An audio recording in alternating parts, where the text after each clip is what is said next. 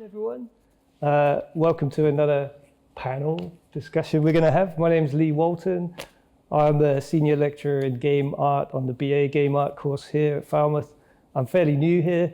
I say new, last year I joined. Yeah, it's been going great so far, but I'm really pleased to be here and meet some other interesting people that are connected to Falmouth, and hopefully we're going to talk about some of our we've labeled this war stories.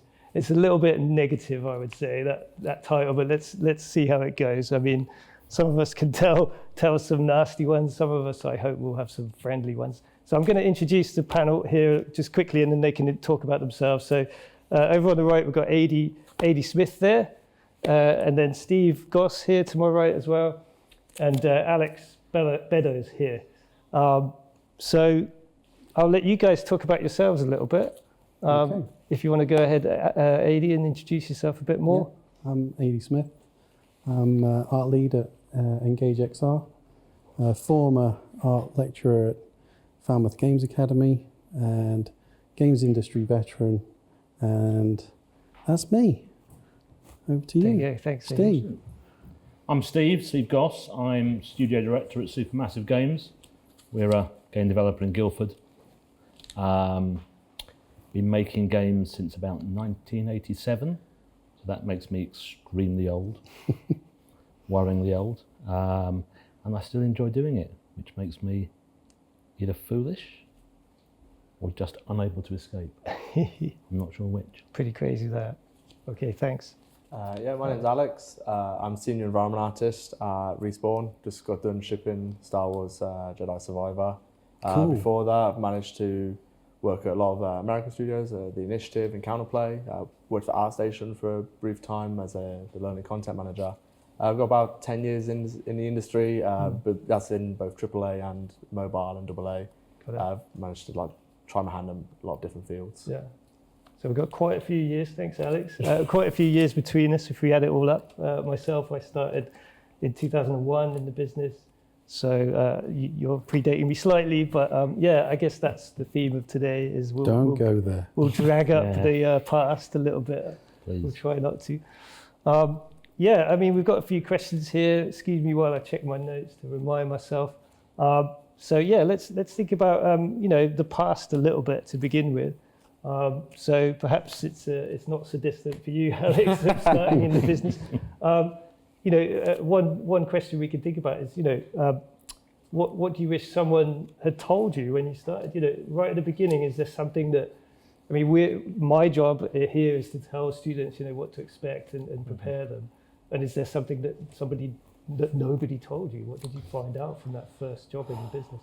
I think wish you knew. This particular generation, coming up with stuff like Discord and Discord communities being what their primary kind of outlet for interacting with the community. Right. I know when I was entering the industry, you see the big ArtStation followings, the big Twitter followings, and certain artists are reputable and they're the names you know.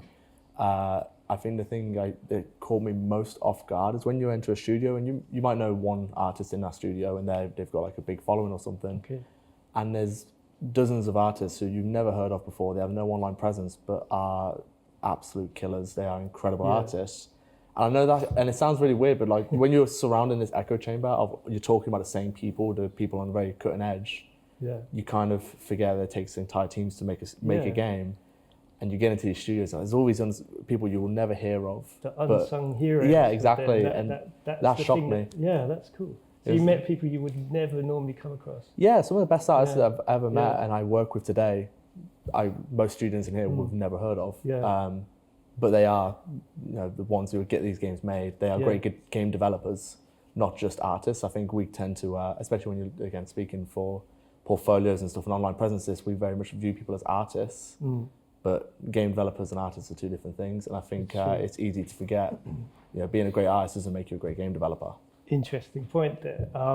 So you guys, we predate the whole social media thing here. So that description of people you've never heard of is literally what happened to me walking into a studio, of course, because there was no social media. I mean, what was it like for you? What What would you think you would have wanted to know before starting at that first studio, Steve? When I started, I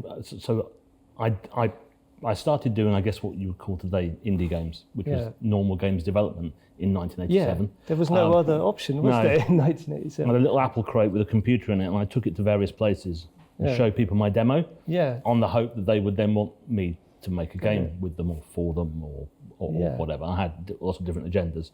The first studio I went to, the first one I walked into, was a company called Microprose. If only it was Microsoft, that would have been amazing in a time machine. But Microprose, and they were based near Bristol in this little town, Chipping Sodbury, which is literally nowhere, on the edge of a giant kind of quarry. It was just really strange. And I went in there, and I didn't know there were people called designers, people called producers, people called artists. I had no idea because I'd just done it myself. And I'd done everything myself, programmed it, drew it, made the sound. It was all dreadful because when you're on your own and it's 1980 whatever, the tools aren't particularly rich or capable. But just the awareness that there was more than me wanting to do this was quite a revelation. You know, whilst I'd bought games from various companies, I had no idea that there was an organisation that was doing those things. You know what I mean? Yeah, I can sympathise with that image. A lot of people I've met in the early days were looked at you like, people make games? Yeah. Like, I remember one person in a bar once said to me, I thought they just came across from Japan. Like, what are you talking about? They lay eggs. Yeah, they lay like eggs. Japanese people lay PlayStation eggs or something. You know? So they'd never heard that humans made them. So you also felt that because you thought it was like a one. Yeah, and no one I knew did it. Yeah, exactly. Nobody I knew. There were no lovely courses teaching about games. I did a film and drama course because that was the nearest thing I could get to that stuff. But just meeting like-minded people, but also understanding that they all had different skills and perspectives was an utter revelation to me. And I suppose what was the thing that I wish someone had told me was that I wasn't alone doing it. That was the thing for me. That changed from an isolated individual to working in, at the time, quite big teams. Yeah, you didn't realise there were others like you out there. No, I didn't. Other freaks and geeks like me. What did you find as a shock, Adi, or something you didn't have any clue about that surprised you? I was quite shocked from the fact that I got paid to play. I got paid to play games all day. Yeah. Yeah. There was no courses when I was pretty much the same as Steve. I was all self-trained. I was going to be an architectural technician, but that was 8 years of training, and that was far too long. In the end, I ended up doing 8 years of further education, but I was thinking of going into the film industry, being a technical director, technical artist. But then I heard about the games industry, and I went to Signosis, I think was one of my first interviews. And then it was the Kremlin in London. And it ended up studied at Bournemouth, doing the master's course there. So this is a bit of a good shout out for students on the master's courses, is that the master's courses opened another door for me, because I ended up having 3 companies fighting for me to go and work for them. So, and I didn't know, honestly, I didn't know what I was getting myself into. I ended up getting an interview at Rare. They basically threw the questions out the window, just having seen the portfolio and the body of work. And I still didn't have a clue what I was getting myself into. I didn't know what games cartridges were. I didn't know what formats were and stuff like that. And I learned as I went into the role. So, I think it's a lot easier for students now, having gone on to these courses, so they're getting a bit of an idea of what they're getting into. But back then, hadn't got a clue. And having gone through all those various roles and stages, do I regret it? No, I don't regret it. No. Because when I left school, I was told, that I would never amount to much. And irony was that follow your dreams, Yeah. follow your aspirations. Doesn't matter what anybody else tells you. That's really good bit of advice. Always go for your dreams. Yeah, I had a similar experience with that with school, wanting to do design, and teachers saying, I mean, my tutor at school literally said, "You will never get into that course," and I got into the course that he said I would never get into. So don't listen to teachers. He said as a teacher. And here we are now. But there we go. But career-wise, it's not a very useful place. They don't know. There's not a good fit there.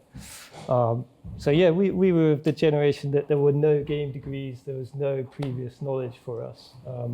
So to talk about myself, I had a similar experience, but I found out about gaming when Codemasters visited. So they went headhunting and visited my university because I was studying car design, and they said, "Hey, we might need you guys. We might need you to model cars. You know about 3D modeling cars." I thought, I beg your pardon, you do what? In games, I didn't know that was really a big thing yet. And I did the master's degree also to learn 3D modeling, unrelated to games. So this leads on quite a lot because we've got slightly different generations. So, sorry guys, Alex, about there's a generation where you could study games related material, and there's a generation where you could not. So that the next topic really is on that lines. I mean, there's been a big change. So we were perhaps in the era where there was a bit of leniency. You were allowed to be a novice. I learned everything on the job. I don't know if you guys, in particular, Adi, you said that it was all about being given the chance of learning on the job. I mean, I can go over to Alex here, a slightly different generation. That is it that now that is not going to happen ever. Or is it still like that? I think there's a distinction between like sort of understanding skills, art skills, software, and then there's pipeline. Yeah. I think the way we make games is wildly different depending on who you talk to, Right. especially so from my role, which is an environment artist. Yeah. You speak to one studio, they have a wildly different pipeline to the other, which have a wildly different pipeline to the other. Okay. However, they all use modeling packages, they all use UV maps, they all use textures. So you learn on the job in terms of, you learn a lot of the pipelines on the job of how, if we walk into XGO, this is how we make games. The art of the skills of making art, there is definitely the industry is always getting more and more competitive as the means to make art gets easier and easier as tools develop. I remember when Substance Painter first came on, it was actually Quixel, Endo, and Dido. And everyone lost their mind that this is going to ruin the industry and everyone's going to lose their jobs, and lo and behold, everyone adapted and then Substance Painter came along. And the industry is constantly moving, and I hear from some of my peers at Respawn who were there when ZBrush really started to come on the scene, this is going to ruin the industry, this is going to change the industry. We've heard that a lot, I guess. Yeah, maybe you guys have heard that phrase a lot. It's always going to be change. I think the thing which is difficult for artists, and this isn't necessarily just for new artists, for artists in general, is staying up. The hardest thing is it's a fast-moving industry and staying up with the trends. So, for example, me as an environment artist, I've never considered myself particularly techie, though I'm having to learn tools like Houdini. Because the way that art is going, you need to learn these new software and these new skill sets. And if you don't, it's very hard to keep yourself relevant. And as a student, that can be difficult, because if you spend 3-4 years learning a particular skill set, there could be new tools on the horizon coming through which you aren't prepared for, or you might not be even aware of because you might not be in the right crowds or circles. So I think this particular generation, there's far more competitive, and there is a room to learn on a job, but there is a set of skills which will be expected, and a skill output where they'll be expected. It's basically a sort of baseline skill set that is needed. And that didn't quite exist. I mean, for us, maybe my experience was that the baseline was, about cars, because this is a car game team that I joined, and 3D form. It was that, but was there a baseline? But we had the benefit of coming from an industrial design background, and the fact that we also came from an art and design background. Knowing about cars is not the way to get a job on a car modelling gig, by the way. So No. You have to have, as Adi said, it's mainly about the art skills, isn't it? And art the design art. skills. Yeah. And the design skills. It's like observational skills are universal, aren't they? So there are baseline skills in art and then some tools. I did know 3D modeling. So, Yeah. but yeah, it's really nice to hear from Alex there that there's still individual pipelines by studio, because I'm of the generation also where there were no default game engines. Every studio had its own game engine. Yeah. I mean, you guys probably experienced similar, that everything was bespoke to each studio, right? I'm just kind of going on from, I'm not an artist. Yeah. Apparently I'm barely a designer. Doesn't really matter. I actually have a kind of slightly different perspective, which is, I think talent and tools are two separate things. And largely the tools don't matter. I don't care whether you can use Unreal or Unity or Photoshop or Maya or anything. If you've got skill, ability and passion, that counts for a lot. When you build teams, I think the crucial thing is finding people who work well together. Most of the people who want to be in the games industry are already playing with Unreal, or they're already playing with Unity. They've already taken a step on a technical journey. Photoshop, I hate Photoshop, sorry. I find it incredibly difficult and dense to use. I tend to use much simpler tools. But the fact that people can create images with it doesn't mean that that image is tied to Photoshop, but it's tied to their ability to be an artist. So I kind of try to separate the vocational, the pipelines, the tools, the techniques, from the people who want to make things and will find a way to do that. Yeah. And that's the way I came into the industry. I had a film degree, utterly useless. I could program awfully. I mean, it was dreadful. But I just wanted to do it. And I'm not suggesting that now it is still the case, but actually I find that I hire quite a lot of people from outside the industry. I hire a lot of people from film or theatre, etc. And they don't have any ability with the tools. What they have is a common language around creativity. And when that language makes sense to us as a team, bringing more people into that team is actually quite easy to do, because I can teach you to use Unreal. I can teach you to use Maya, yeah? Yes, you have to have aptitude, and I wouldn't ever suggest that you don't use tools, you know. But if an artist came to me with a portfolio of amazing life drawings and had never touched a piece of software, I think I'd look at their portfolio and go, my God, this is just amazing work. Let's find a way to make it work for you to come in and join us.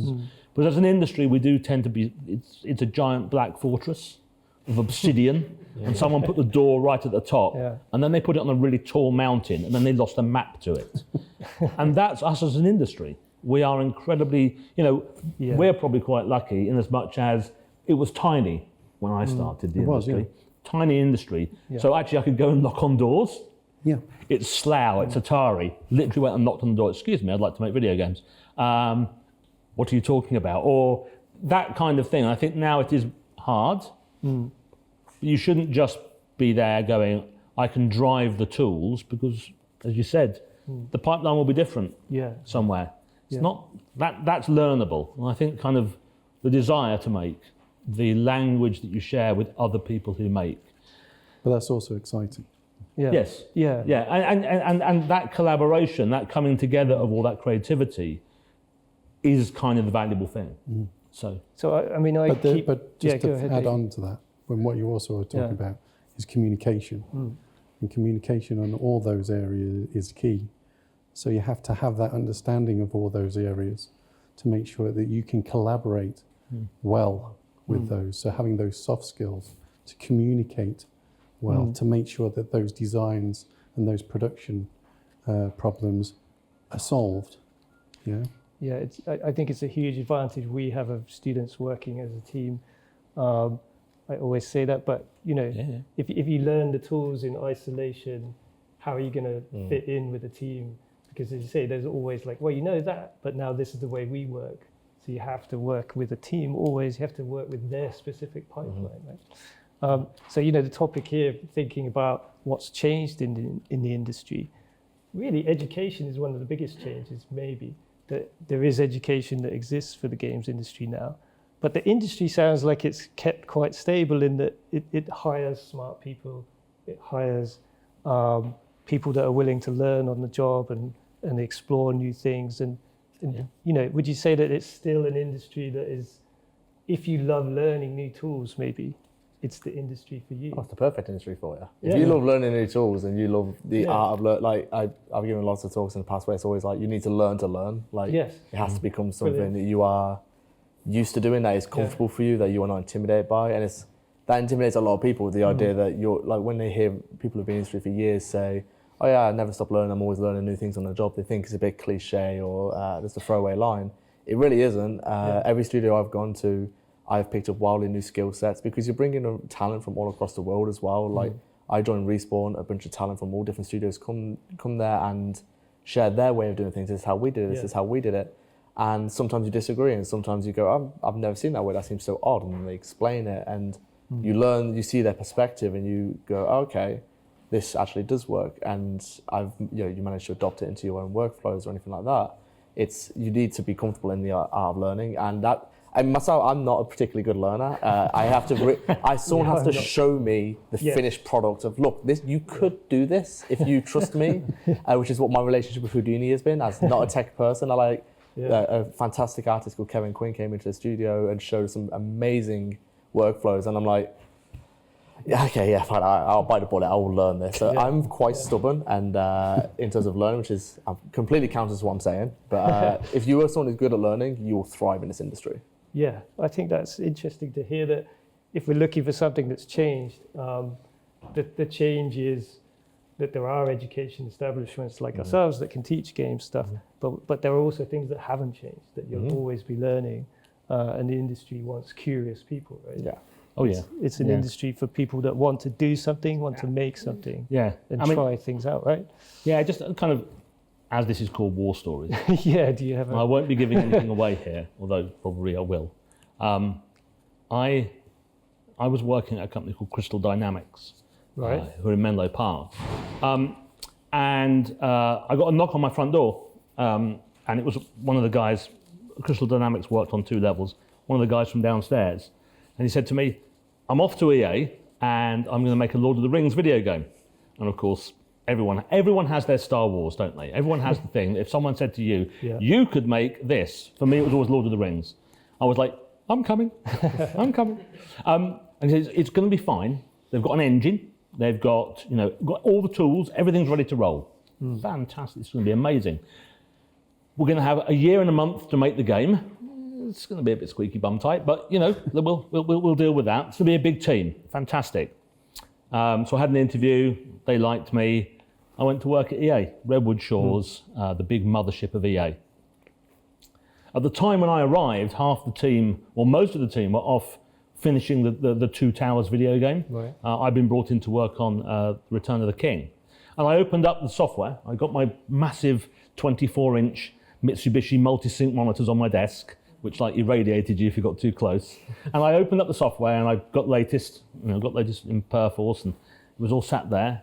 And I went, just open up the engine, just have a look. Tiger Woods Golf. It could draw trees, it could draw a ball, it could draw one character. It'd be a bit of a challenge to make a Lord of the Rings video game with this engine. Of course, 12 months later, we obviously had. But the kind of idea that you were going to rock up and find tools and pipelines and everything ready to do the thing you wanted to do, no, that wasn't. It was fast tracked. You developed the tool just before you stopped needing the tool to do the job that you needed. And this is back in 2002. I'd like to say things have changed. No. No, I'm a massive liar. So now it's exactly like that. It's exactly like that. Even if you're an Unreal Studio, it's still exactly like that. We're going to use this new feature. No one knows how it works. Oh, shit. So now we're on to the War Stories negative stuff. The thing was, you say it's negative. Actually, it was great. It's one of the things that's great about the industry, isn't it? That you have to adapt in all places. So, I mean, in terms of those kind of stories, I mean, I was at EA not long after you, actually. So a year and a month that's standard EA practice, no matter what. So I have stories about that. Took my life away for a year. So we could look at what's sort of a crunch culture. If anyone has any experience of that, I have. AD, do you think that's something that's changed in the industry for the? Yes. I've heard it's changed massively. Yes. I mean, EA had to. They were getting sued. They have to. They had to. Yeah, there was a really. I mean, does anyone remember the EA spouse incident? Yes. I was in there. I sat 3 desks down from that person. From that person. That's Oh wow. That rippled in UK for me. It was a really big deal. It was a huge thing. Is anyone familiar with the EA spouse moment? We were kind of on the war story side. So there was a group of wives or partners of EA staff that grouped together to sue EA because they never saw their partner. A class action lawsuit against EA because they were there 7 days a week and never saw their family, never saw their kids. And I'm not going to give any details away about the specifics because that's. But it caused positive change. Actually, it caused. We were in a UK student. It affected us. Yeah, it was a huge change, and I think kind of the underlying problem was that big corporations would take advantage of our enthusiasm to do something we love. Exactly. The flip side is you will do what you need to do creatively to achieve the outcome you want as a person. The fact that you do that for a company or do it for yourself, if you're a kind of creative person, you inevitably end up over-invested. The problem, I don't think, was that. The problem was it was the standard expectation. Exactly. And that became the negativity around it. It wasn't that people were there at 8 o'clock in the evening. If someone wanted to do some work and that was how they wanted to work, I'm not going to stop someone using their time the way they want to do it. But what I'm not going to do is tell them to do it, or expect them to do it, or demand that they do it, or mandate they do it. I don't know about any of you. If an idea comes to me and it's 2 o'clock in the morning, I have to write it down. Yeah. I don't not do that. Yeah. And we all have that impulse. All. If you're creative and you want to work in the games industry, the chances are you have that impulse. You have that desire to communicate and put your ideas out there. Sometimes you can't help over-giving. So that follows to a similar question of how did that change for you in your, was there a moment where it switches to, we're over-exploiting the passion here, but there's a positive flip side of that? I mean, really, how did it change? The time when you find that you're doing too much is when you're sleeping at night and you've already done the day's work. And then you wake up and then you know how much work you've got to do. Yeah. That's when you're doing too much. For me, this is a funny one, but I had a moment in my first job where I was doing levels of detail. So I was decimating models manually. And I was doing this almost 7 days a week. And one day I was in bed and I was having a dream that I was trying to decimate my pillow. And I woke up sweating going, my pillow's got too many polygons. And I realized I need a day off. Is there, I mean, I think I've heard from a lot of friends that there was a big shift a few years ago. About there has definitely been a shift. Life, so is that how it is now? That I think there's more. I think we speak far more openly about it. Yes, that's good. There's two parts to it. I for one, I hate calling it crunch culture. Let's call it what it is. It's unpaid overtime. Yes. But also, I think a lot more onus has to be on the artist to understand why. And this is both for myself. I've had to learn this is. In the 10 years I've worked in the games industry, it's never as insidious as I think people think crunch is. That some producers over your shoulder saying, I want you to be in, I don't want you to go home to your family, you need to stay in. Now, that has happened to me. So this one saying this is a very different time period. Yeah. But what I would say is there's a lot of onus on the artist to understand why crunch, as a creative, I do it. I'm going to stay an extra couple of hours. I'm going to work, I'm really into this sculpt I'm doing. That's completely natural, it's okay. You need to understand, though, that over the course of a year, 2 hours every day, suddenly your scope for what is a level, you've just hidden 30, 50 hours into the project. Yeah. Okay, we need to do another level. Alex can do that at the exact same time. Sure, but this time I'm not as into it. Yeah. And it's taking 30 hours longer or 50 hours longer. And I think you need to have a very open discussion and communication with your line managers to say, hey, by the way, there's an extra 2 hours here. There's an extra 5 hours here. And if you have good managers, which luckily I've been blessed to have good managers, they say, okay, That's fine. We've noted that so that when we do the next estimation for the next section of the game, we know where time is. I think that's where crunch gets quite insidious. Is there's hidden hours that There's no one hidden can equate exactly. for, and they say, well, why? Oh, you're being lazy. Why are you taking 30 hours longer? Yeah. No, I put extra couple of hours here and there, which no one could account for. Yeah. And it's nobody doing anything wrong. No. It's just there needs to be there's a far more open line of communication now even about that it. subtle shift is very important. Yeah, massively. Because before, I've experienced managers saying, "Why are you going home on a Sunday?" So like, literally, yeah. Anyway, so it was that people forced you to do extra hours. This and is to say, by the very way, subtle change It's when that they're you putting- choose to is very important. it's not It's perfect. when they're putting the camp beds Yeah. by your desk. Yeah, Yeah. yeah. Or they're doing your laundry for you. Yes. We used Or to they're have delivering your yes, lunch to your yes, desk. Yeah. And Because then they pizzas. can get that extra hour of Yes. lunchtime out of you Yes. sat at your I was going desk. to say, this isn't perfect and this isn't every studio. No. I definitely know there's studios out there where there's a lot of peer pressure. Yeah. You're leaving it on time. Yeah. We're still here. Like that still exists in the industry. It's not Yeah. perfect. But look at the benefits, though, now that you've got in Yeah. the industry. Yeah. Look at all the Mm. healthcare. Look Yes. at all the Because that free canteens and all the really cool software and merchandise it's, that you it's get. not unique to the games industry for a manager to be like, "Why are you leaving early?" It's not unique. But what is unique is the passion. So it used to be a bit. That's a really good change in the industry. If we're Yeah, looking for massively. changes in the industry, the passion used to be exploited, Yeah. and there was a step change maybe about 10 years ago or so, maybe a bit longer, and it's not exploited. It's just talked about. It's far more open. Yeah, that's a really good change. And I think part of that's down to, as you say, management's an interesting kind of concept. There is peer pressure, and you do find certain studios like to wear the "I work 72 hours" Yeah. armband, and you just have to resist it because it's foolish Yeah. and it doesn't do you any good. And it isn't part of you; it's part of a process that's imposed upon you. It's really important to kind of like get past that. Every studio is managed differently. I'm probably fluffier than a lot of people, but I think I rely on people's autonomy and ability Yeah, to tell them what to do, to contribute, to help me understand what we're going to be able to create. We're certainly not a management by, we don't clock you in, we don't clock you out, we don't do any of those kind of behaviours. it's a very bottom-up culture. It's a in very games. bottom-up culture. compared We to have other a industries. terribly flat management structure. It's a positive And thing. it's important to allow people to shape that culture. Each team's different, each group of people's different, each project's different. And I think that's really the important thing. I have worked at many places, naming no Electronic Arts by name, where it's do it this way, siloed, top down. Yeah. This is the way we do it. There are 14 people with literally with clipboards walking around the building, making sure stuff's being done. I think that's mostly died, Yeah, but you will find a legacy of that in Yeah. some of the larger studios. I mean, that I know for a fact that has flipped so far the other way, particularly at EA, Yeah. with friends that are still there. It's a very supportive culture now, and it's a very sort of bottom up. It's up to you when to work and how much to work. So that's a really good feature of the games industry. It's one of the first industries to move fully remote, working from home. Epic Games is 99% work from home.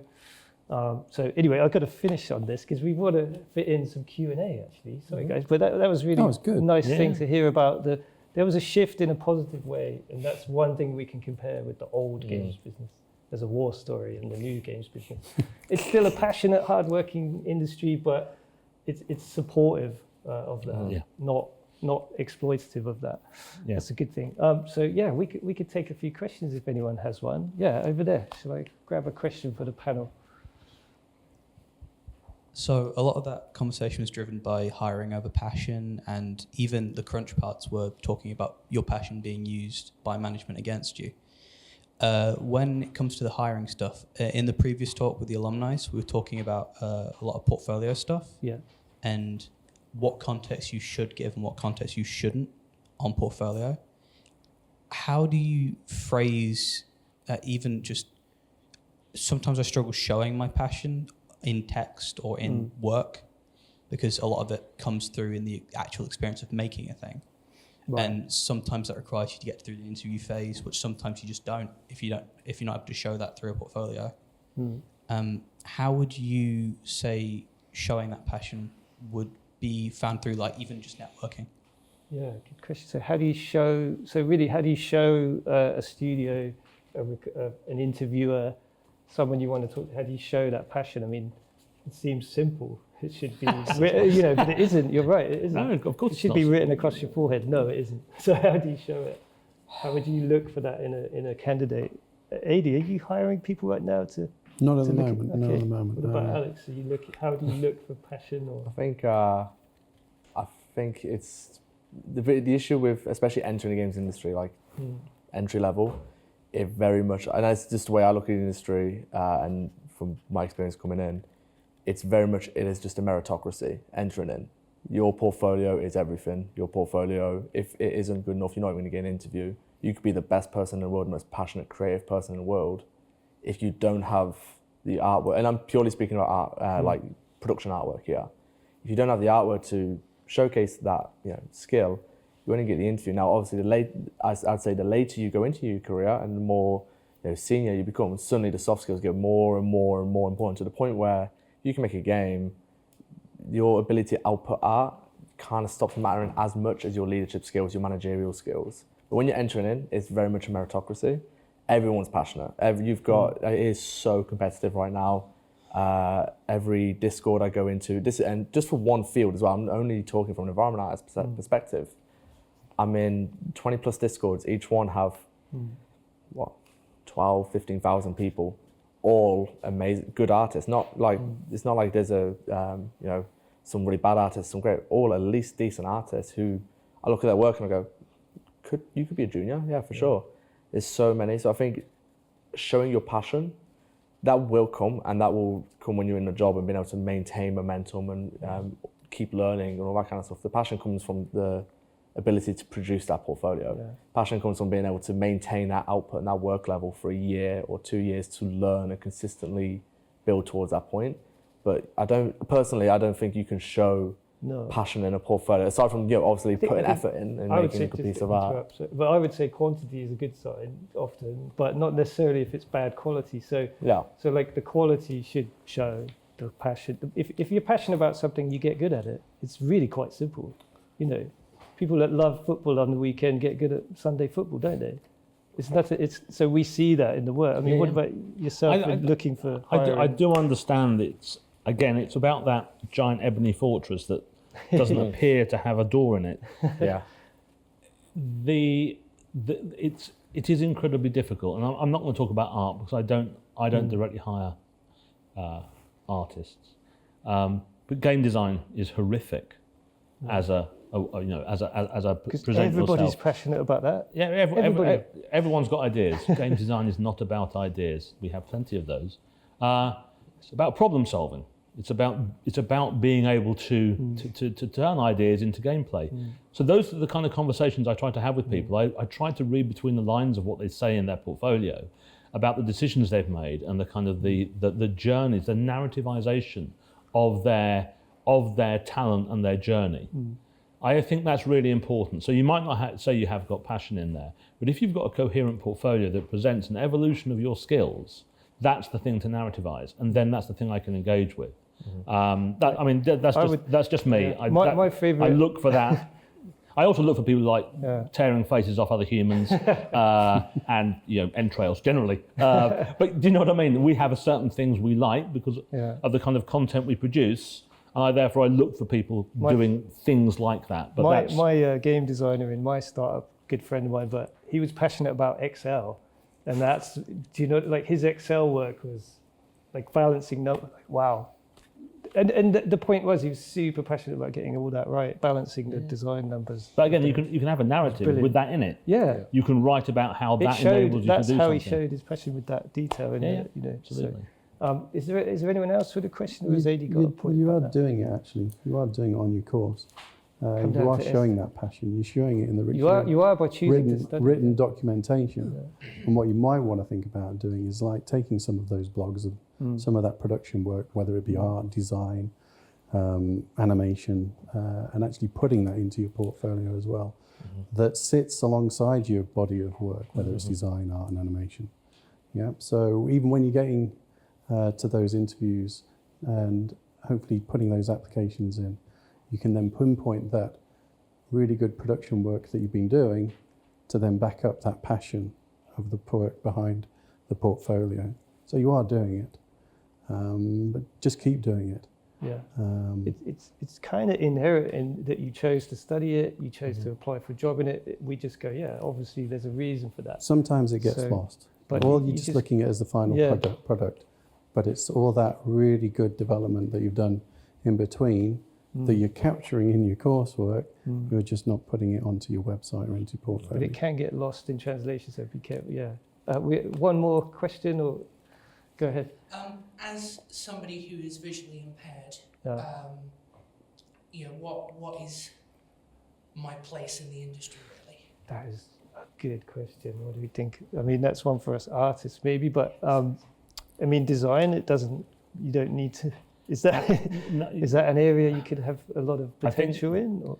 I think that's a really challenging question because I think as an industry we are young, we've been very traditionally organised. We obviously have a massive gender bias within the industry, but we also have a kind of a very limited amount of anyone who is divergent from. Sorry, looking at the panel, slightly healthy-looking white men. And that really is a kind of an endemic problem within the industry. Yes. So you're asking me, how could you contribute to the projects that I make? I don't know you, so I don't know your skills. I don't know what you do. One of my, I work with a colourblind, non-stereoscopic capable viewing art director for many years, and it had absolutely no effect on his ability to make amazing artwork.